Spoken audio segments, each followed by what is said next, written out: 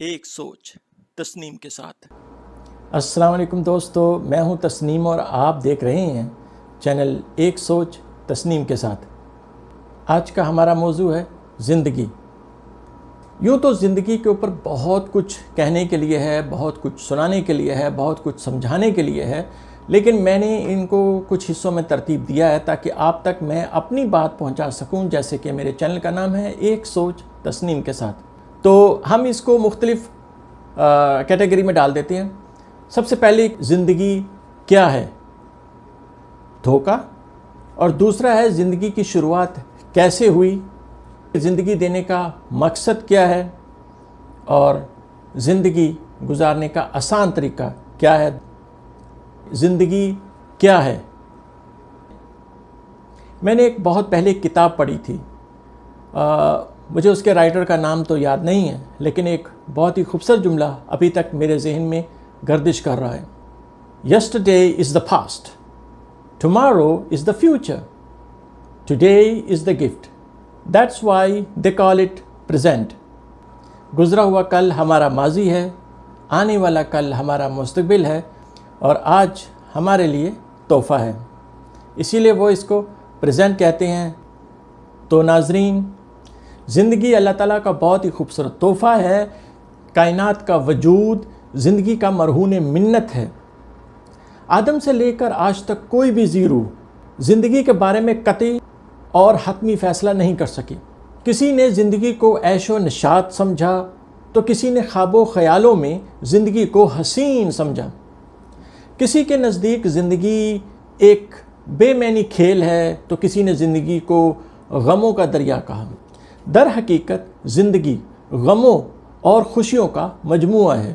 زندگی ایک خوبصورت احساس کا نام ہے۔ زندگی کی رونقیں ہمیں آگے بڑھنے اور فتح پانے کی طرف مائل کرتی ہیں۔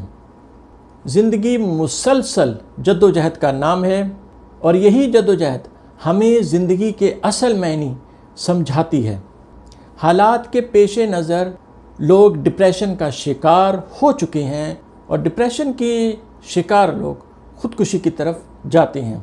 آج کل ٹی وی پر روزمرہ خودکشی کے واقعات سننے اور دیکھنے کو ملتے ہیں۔ لوگوں نے خودکشی کو آسان طریقہ سمجھ لیا ہے اور اس کی سزا سے لا علم ہیں۔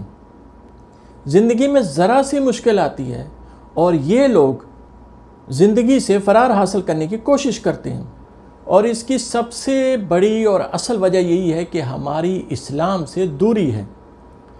اسلام نے خودکشی کو حرام کیوں قرار دیا ہے، اور زندگی سے اللہ تعالیٰ کیا چاہتا ہے؟ ہم جانتے ہیں، کچھ باتیں کچھ نظر دوڑاتے ہیں اسلام کی طرف۔ تیسری سورہ ال عمران 150ویں آیت میں اللہ تعالیٰ فرما رہے ہیں، اور دنیا کی زندگی تو صرف دھوکے کی جنس ہے۔ چھٹی سورہ 70ویں آیت، دنیاوی زندگی نے انہیں دھوکے میں ڈال رکھا ہے۔ 7ویں سورہ الاعراف میں 51 نمبر آیت پر اللہ تعالیٰ فرما رہے ہیں، اور جن کو دنیاوی زندگی نے دھوکے میں ڈال رکھا تھا۔ 31ویں سورہ لقمان 33ویں آیت پر اللہ تعالیٰ فرما رہے ہیں، دیکھو تمہیں دنیا کی زندگی دھوکے میں نہ ڈالے۔ پھر اسی طرح 35ویں سورہ میں 5ویں آیت، 45ویں سورہ میں 35ویں آیت لفظ دھوکہ ہی استعمال کیا گیا ہے۔ ہمیں اس سے پتہ چلتا ہے کہ زندگی اصل میں دھوکہ ہے، اور یہ لفظ زندگی 66 بار قرآن میں استعمال ہوا ہے، اور لفظ زندہ 67 بار استعمال ہوا ہے۔ اس سے پتہ چلتا ہے کہ انسان کی ایوریج جو زندگی ہے وہ بھی 66-67 سال ہی ہوتی ہے۔ اب بات کو سمجھنے کی کوشش کرتے ہیں کہ اللہ تعالیٰ اس کو دھوکہ کیوں کہہ رہا ہے۔ زندگی پر بات کرنے سے پہلے میں آپ کو یہ بتا دینا چاہتا ہوں کہ جب آپ کسی کو تحفہ دیتے ہیں، ظاہر ہے آپ کسی اپنے پیارے کو تحفہ دیتے ہیں، تو آپ کیا امید لگاتے ہیں؟ یہی نا کہ وہ آپ کے تحفے کو پسند کرے، آپ کا شکریہ ادا کرے، اور آپ کے تحفے کا خیال رکھیں۔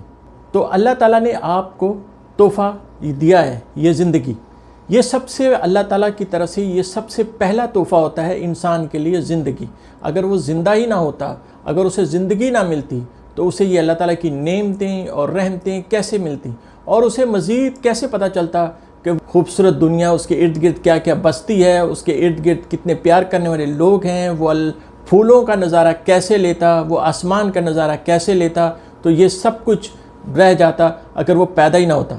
تو جب اللہ نے آپ کو زندگی دی ہے تو اللہ نے ہمیں یہ تحفہ دیا ہے، اور ہمارا یہ کام ہے کہ ہم اللہ تعالیٰ کا شکریہ ادا کریں اور اس کی رعنائیوں میں، خوبصورتیوں میں کھو نہ جائیں۔